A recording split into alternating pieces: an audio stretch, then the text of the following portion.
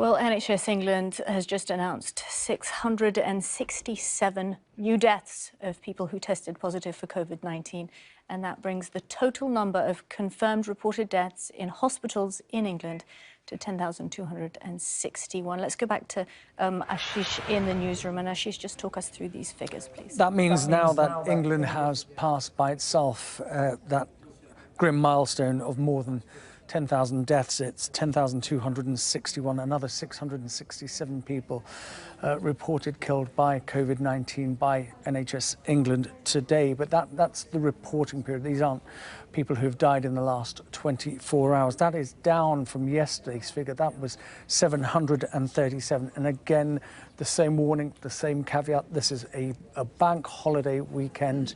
There is usually a lag in reporting and collating these figures.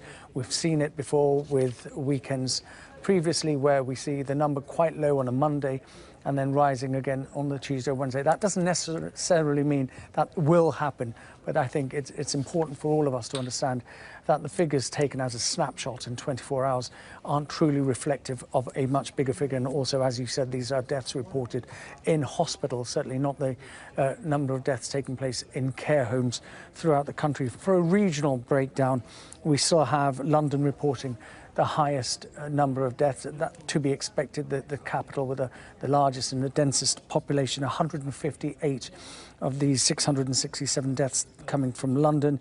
The Midlands comes next. It's Midlands is actually higher than London, 170 deaths in the Midlands.